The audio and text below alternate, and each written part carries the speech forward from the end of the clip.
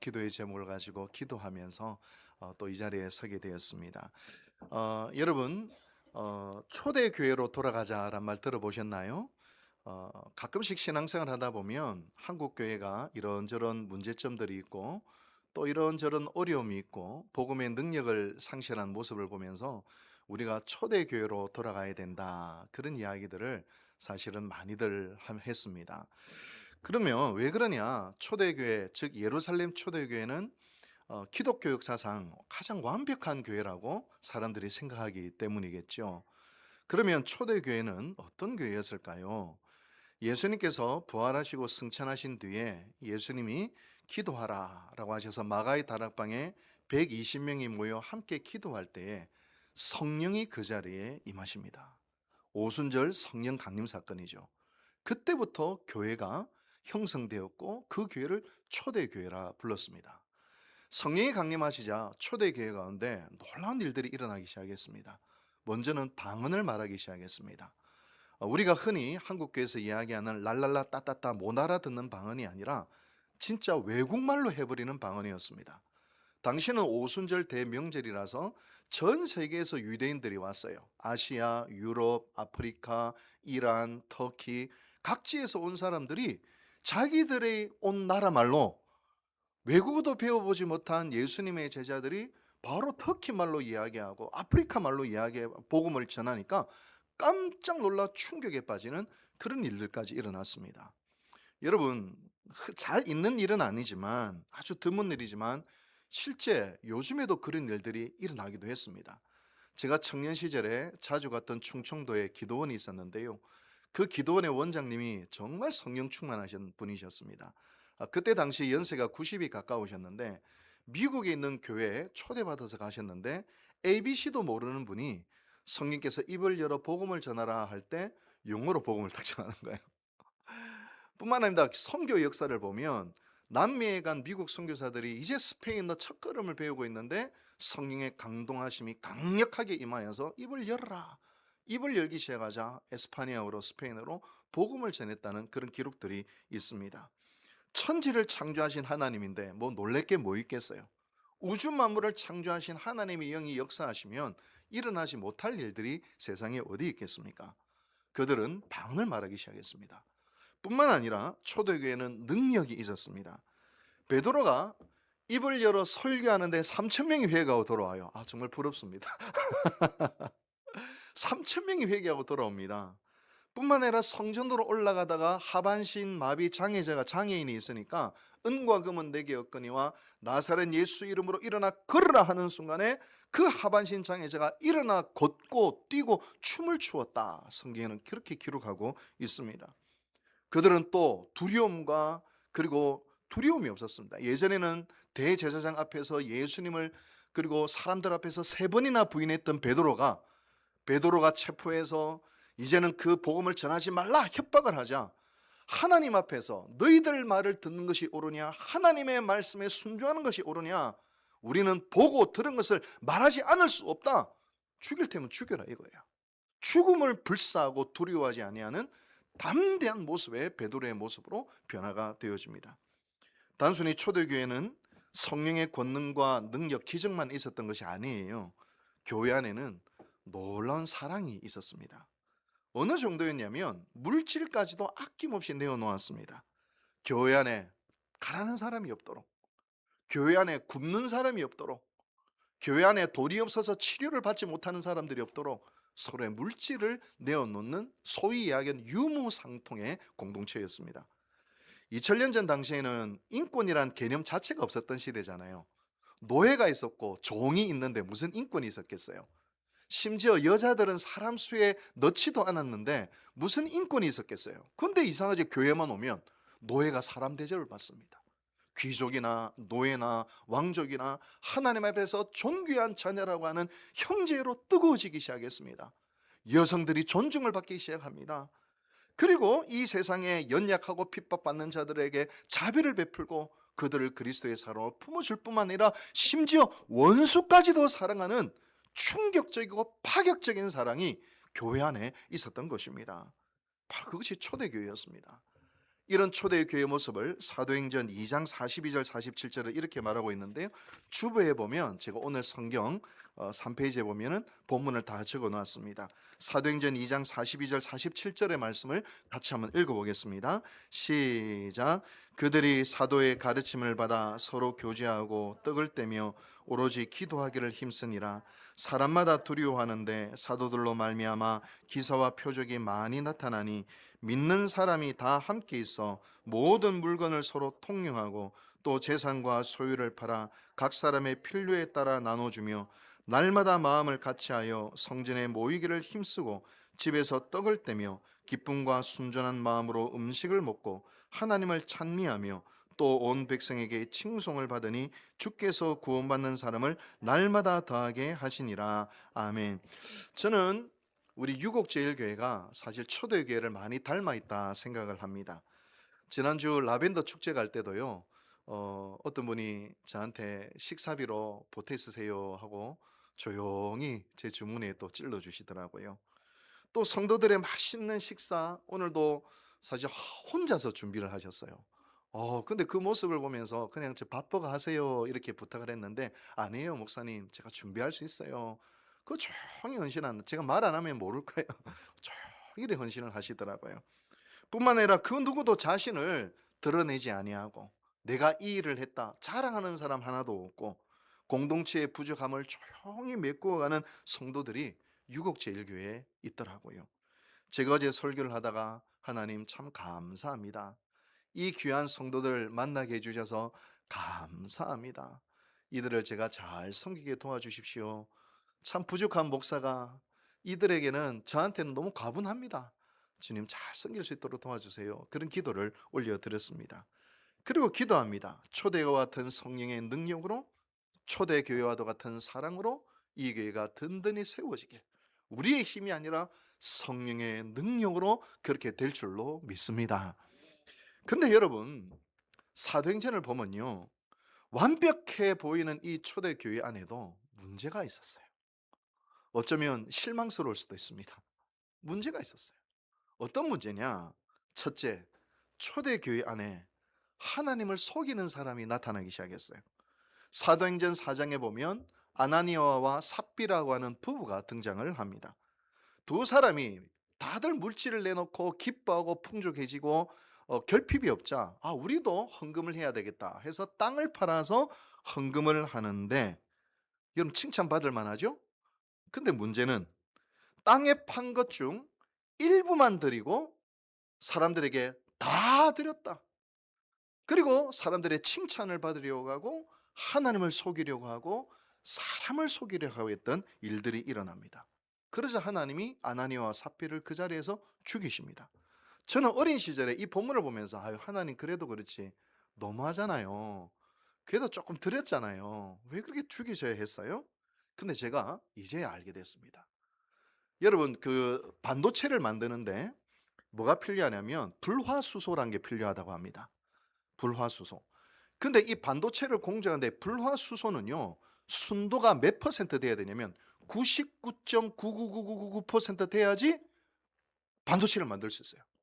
99% 돼도 못 써요. 반도체 아예 못 써요. 99.9%안 돼요. 그야말로 100%가 돼야지, 100%에 가까워야지 불화수소로 반도체를 만들 수가 있는 거예요. 그런데 이 반도체를 만들어 가는데 또 그랬는데 초대교회 안에 100%를 원하셨던 거예요. 이제 교회가 만들어졌어요. 이제 교회가 형성이 됐어요. 이 교회는 거룩해야 돼. 이 교회는 거짓이 없어야 돼. 이 교회는 하나님의 사랑으로 100%가 되어야 돼. 그 하나님의 이 안타까운 마음이 갑자기 이 안에 죄가 들어오자 하나님께서 과감하게 잘라내신 거예요. 그래서 여러분, 문제는 뭐냐면 교회 안에 사람이 죽었습니다. 얼마나 이게 당황스럽고 충격적인 일입니까? 가령 교회 안에서 누군가 이렇게 쓰러져서 앰뷸런스에 실려 나가도 교회에서 웅성웅성하면서 여러 가지 문제점들이 발생할 수 있잖아요. 그러나 이 일을 통해 사람들의 마음속에 어떤 마음이 생겼냐면 하나님을 경외하고자 하는 마음이 생겼습니다. 교회가 더 거룩하게 되었습니다. 그 거룩함이 세상을 변화시키는 능력이 되고 힘이 되었습니다. 하나님은 어떤 분이십니까? 아나니아와 삽비라가 죽는 그 위기의 순간, 절체절명의 순간, 하나님은 그 교회를 거룩한 교회로, 온전한 교회로 다시 만들어 가시는 그 은혜가 있게 되었던 것입니다.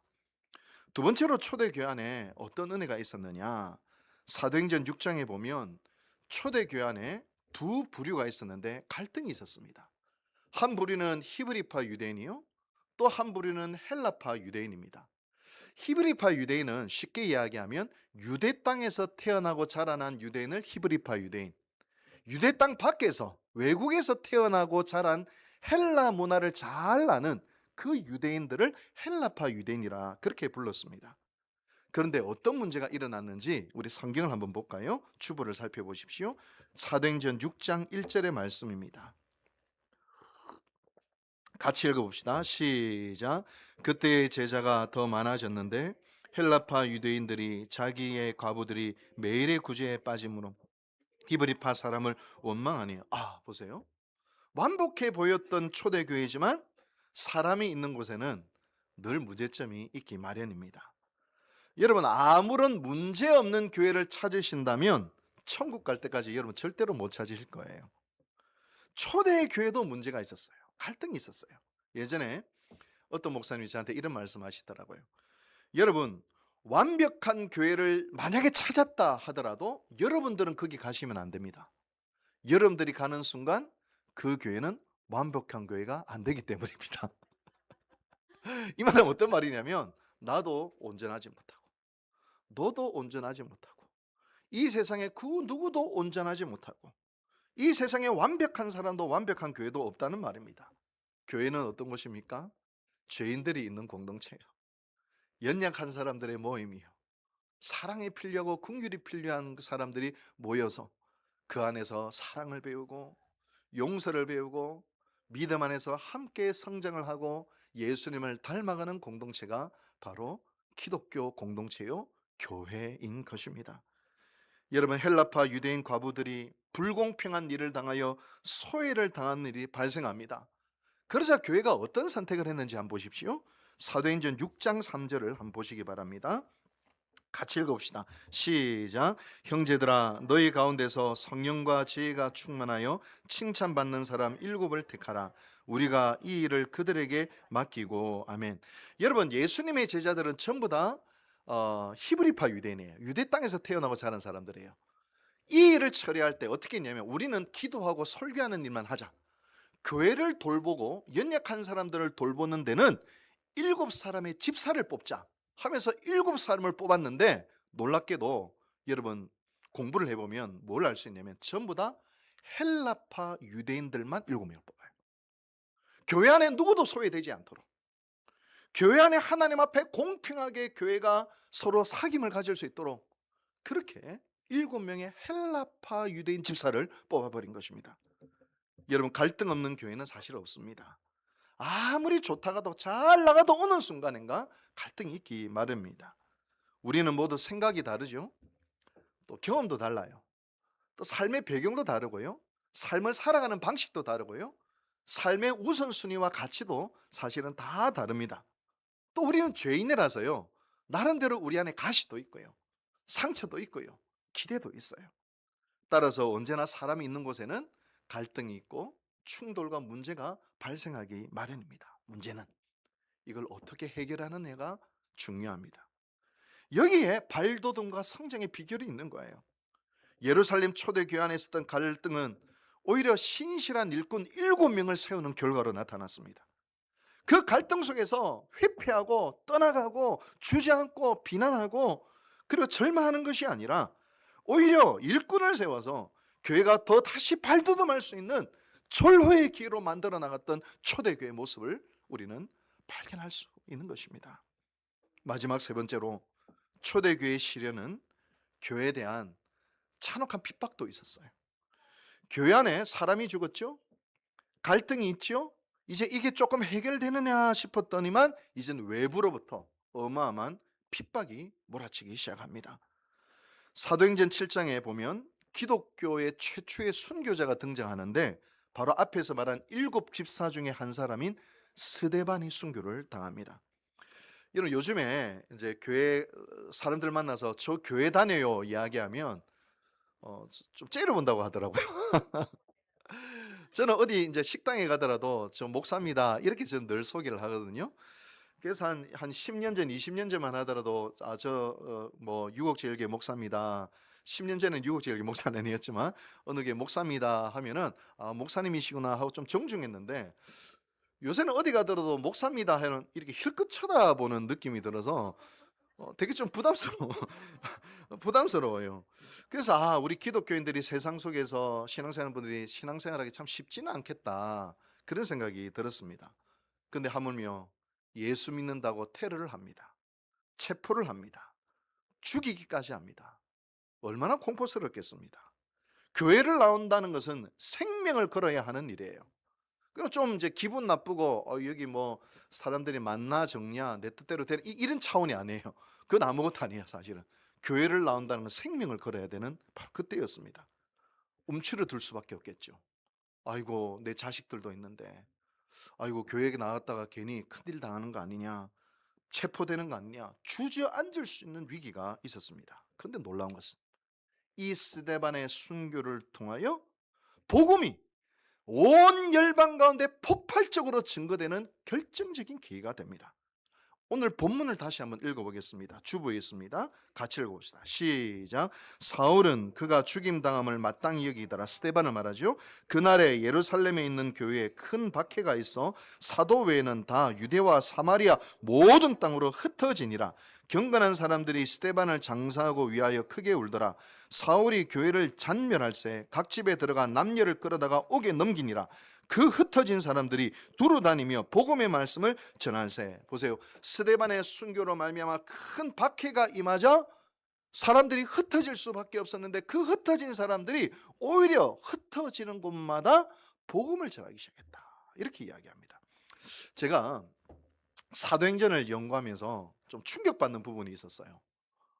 정말 이번에 충격받은 게 뭐냐면 사도행전 이제 중반부에 딱 넘어가면 예루살렘 초대교회 지도자들과 성도들은 전부 다 유대인들이잖아요. 이들은 어떻게 생각했냐면 복음조차도 유대인들에게만 전했습니다. 분명히 예수님은 예루살렘과 온 유대와 사마리아와 땅끝까지 복음을 전하라 했음에도 불구하고 예루살렘 초대교회는 복음을 누구한테만 전했다고요? 유대인들에게만 전했습니다. 그래서 사도행전 중간에 보면요, 이방인들이 성령을 받고 이방인들이 방언을 받자 사도들이 충격을 받습니다. 이방인들이 성령을 받았다고? 이방인들이 복음을 영접했다고? 이방인들이 방언을 한다고? 이게 어떻게 된 일이지? 당황을 합니다. 그래서 사도행전 15장에 보면 이거 어떻게 해결해야 되지 하면서 예루살렘에서 회의가 열리게 되는 그런 일들이 발생합니다. 복음이요, 지금 예루살렘에 갇혀 있어요. 복음이 유대인들에게 갇혀 있어요. 그래서 하나님의 방법은 무엇이냐? 이 핍박을 통하여 갇혀 있는 복음을 터뜨려 버리십니다. 흩어버리십니다. 여러분, 오늘 4절에 보면 흩어진이라는 단어가 있는데요, 원어 성경을 보면 디아스페로이라고 되어 있습니다. 이게 뭐냐면 농부가 씨를 확 뿌리는 걸 말합니다. 생명의 씨, 복음의 씨를 확 흩어버리는 것. 곳곳에 심겨서 나무가 자라고 생명이 자라고 열매를 맺는 그 모습이 흩어진. 제가 꽃꽂이를 보면서 오늘 보면 4절 말씀이 생겨났어요. 확 흩어지잖아요. 확 흩어지잖아요. 우와, 이 사도행전 8장의 말씀을 바로 이 영감 속에서 하나님 주셨구나. 할렐루야. 전 그런 생각이 저는 들었습니다. 여러분, 이 복음의 씨앗이 어디까지 확 퍼지게 됐느냐 보세요. 오늘 주보를 보십시오. 사도행전 11장 19절에서 21절까지입니다. 같이 한번 읽어봅시다. 시작. 그때 스데반의 일로 일어난 환란으로 말미암아 흩어진 자들이 베니게와 구브로와 안디옥까지 이르러 유대인에게만 말씀을 전하는데 그 중에 구브로와 구레네 몇 사람이 안디옥에 이르러 헬라인에게도 말하여 주 예수를 전파하니 주의 손이 그들과 함께 하심에 수많은 사람들이 믿고 주께 돌아오더라. 보세요. 복음이 확 퍼져서 온 세계에 퍼지기 시작하는데 특별히 주목해야 될 도시가 있습니다. 안디옥이라는 단어입니다. 안디옥. 안디옥이 어떤 곳인지 아십니까? 예루살렘의 복음의 바통을 이어서 전 세계를 복음화하는 데 쓰임을 받는 위대한 선교적인 교회가 바로 안디옥 교회입니다. 조금 모진 말로 이야기하면 성령의 불길이요, 촛대가요, 예루살렘에서 어쩌면 안디옥으로 옮겨져 버렸어요. 초대교회 중심지가 되고 사도 바울이 바로 이 안디옥 교회 파송으로 3차 전도행을 통하여 유럽을 복음화시키고 유럽을 통해 전 세계가 복음화되어지는 결정적인 단초가 뭐냐면 안디옥 교회와 사도 바울이었습니다.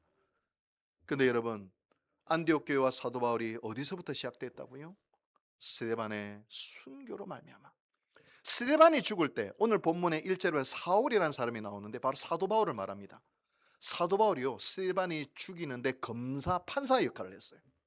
근데 스데반이 죽는 모습들을 보고 나중에 하나님을 만나고 난 다음에 사도 바울은 스데반이 죽은 그 목까지 내가 살아야 되겠노라고 하나님 앞에서 위대한 헌신을 했던 것입니다. 여러분, 기독교 역사상 가장 위대한 사명을 감당한 안디옥 교회, 기독교 역사상 가장 위대한 사도요 선교사요 신약 성경의 절반을 기록한 사도 바울이 등장한 계기가 스데반의 순교였다라는 것을 기억하시기 바랍니다. 교회는 언제나 시련이 어떨 때는 있기 마련이에요. 늘 은혜 받고 할렐루야 하고 사람이 넘쳐나고 기쁨이 넘치면 얼마나 좋겠습니까만 가끔 신앙생활 하다 보면 이런저런 어려움과 시련이 올 때도 있어요. 하나님이 왜 시련을 주시는 것일까요? 물론 성도들의 연약함 때문에 발생하는 것일 수도 있고 외부의 박해로 말미암아 오는 시련일 수도 있지만 마귀는 그 시련을 통하여 교회를 주저앉히게 하고 성도들을 실족하게 하려고 하지만 그러나 하나님이 왜 그 시련을 통하여서 하나님은 그 시련을 사용하셔서 그 교회를 정화시키세요. 그 교회를 새롭게 하세요. 그 교회를 변화시켜서 하나님께서 쓰시는 교회로 빚어 가시는 목적이 있다는 것을 발견할 수 있는 것입니다. 제가 우리 원로 목사님과 대화하면서요, 우리 원로 목사님 생각하면 저는 가끔씩 눈물이 나거든요. 오늘 설교 준비하다가 제가 사실 눈물이 좀 났어요. 지난 31년 동안 유곡제일교회 더 말할 수 없는 위기와 시련과 고통이 있었다고 말씀하시더라고요. 이 성전을 짓는데, 이 성전을 다 한 16년 됐습니다. 이 성전이요. 성전을 짓다가 건축업자가 도망을 가버렸어요. 짓다가 말고 도망을 가버렸어. 또 돈도 없고. 목사님이 이 짓다가만 터 위에 앉아서 통곡의 눈물로 하나님께 기도를 올려드렸다고 해요. 한때 우리 교회도 성도들이 제법 많았을 때가 있었다고 하더라고요. 목사님 말씀에 들어보니. 근데 교인들의 이야기를 들어보니 일단의 무리들이 선동을 해서 그 교인들의 절반 이상을 빼갔다, 그런 이야기도 하더라고요. 그런데 여러분, 그 수많은 시련을 통과하고 제가 우리 유곡제일교회 8개월 전에 왔을 때 우리 유곡제일교회 보석 같은 권사님들, 성도님들이 이곳에 남아있는 것을 보았습니다. 천지가 계백을 하더라도 하나님 앞에서 꿋꿋이 자신을 지키는 성도들, 오로지 주님의 몸된 교회와 주의 종을 위하여 기도하는 성도들, 조용히 드러내지 않고 자신이 맡은 몫을 묵묵히 감당하는 너무 좋은 성도들이 저를 맞이해 주셨습니다. 여러분들은 저한테 과분한 사람들입니다. 여러분, 그 신을 통해 유곡제일교회는 알곡과도 같은 성도들로 하나님이 빚어 가셨습니다. 이런 유곡제일교회를 하나님께서 붙드시고 이끄시고 또다시 든든하게 세워주실 줄로 믿습니다. 우리가 신앙생활하면서 이런저런 시련과 어려움을 겪을 수 있습니다. 시련에 주저앉는다는 것은 그 사단이 바라는 바이죠.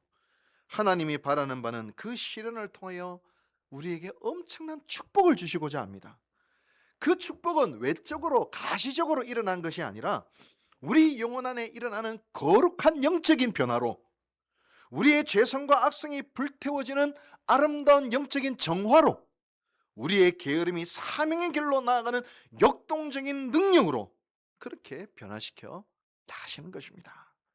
그리고 이 일을 이 교회의 주인이신 성령께서 하신다는 것입니다. 교회만이 아닙니다.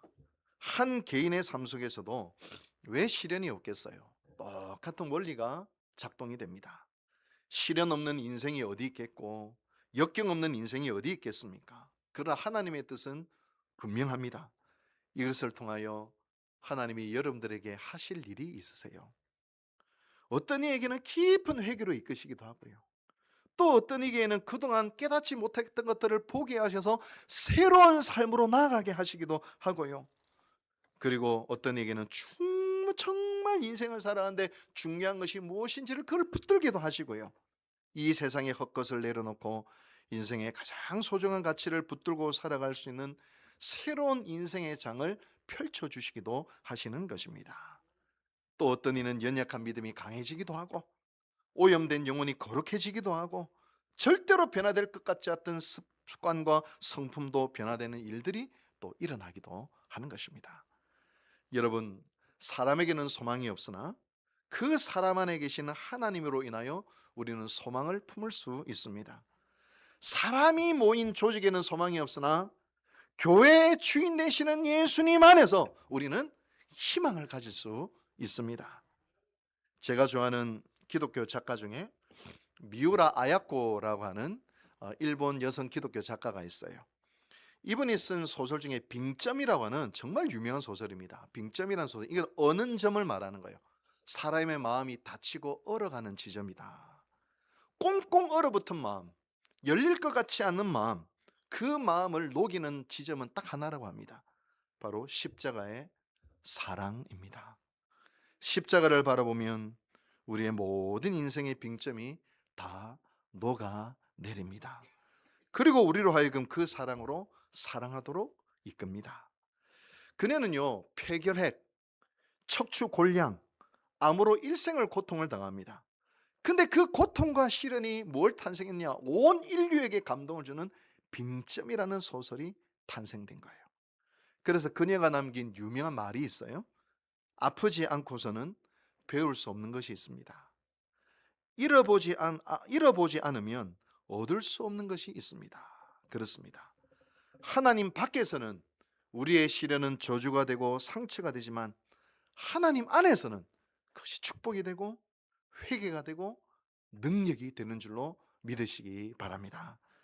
사랑하는 유국제일교회 성도 여러분, 혹 이 가운데 시련을 당한 분이 계십니까? 거센 파도처럼 몰아치는 고난으로 인하여 어쩔 줄 몰라 하시는 분이 계십니까? 아니면 은근히 내 심장을 파고드는 상처와 괴로움으로 밤잠 못 이루는 분들이 혹 계십니까? 얼마나 힘드십니까? 그러나 괜찮습니다. 하나님이 계십니다. 여러분을 끝까지 사랑하시고 여러분들을 붙들어 주시는 하나님이 계십니다. 하나님이 안 계셔서 문제지, 사람이 없어서 문제가 아닙니다. 모든 것을 합력하여 선을 만들어 가시는 놀라운 하나님이 오늘 우리 가운데 계십니다. 여러분 가운데 계십니다. 이 교회 가운데 계십니다. 그리고 우리 안에 거룩한 발돋움을 시하게 하실 것입니다. 때로는 그 가는 길이 잠시 거칠고 험할 수도 있고요, 때로는 걷다가 지쳐 넘어질 수도 있겠지요. 그러나 하나님이 붙들어 주십니다.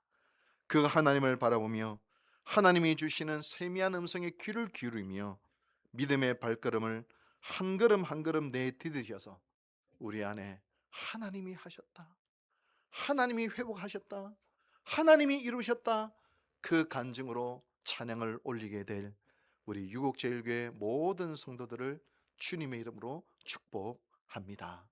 기도하시겠습니다. 자비하신 하나님, 감사드립니다. 오늘도 우리의 삶 속에서 이런저런 시련들도 있고 어려움들도 있고 넘어야 될 산들도 있고 고통도 있고 아픔도 있으나 하나님은 살아계시고 하나님이 우리와 함께 하시고 우리를 포기하지 아니하시고 붙들어 주시기에 이 모든 것을 통하여 우리 가운데 새 일을 행하실 줄로 믿습니다.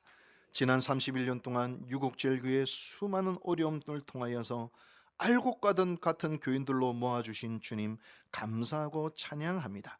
이제 유국제일교회 어떤 시련이 오고 어떤 어려움이 오더라도 그것을 딛고 일어서서 하나님이 기뻐하시는 예루살렘 초대교회와도 같이 안디옥 교회와도 같이 쓰임받는 교회 그리고 성도들 되게 도와 주시옵소서.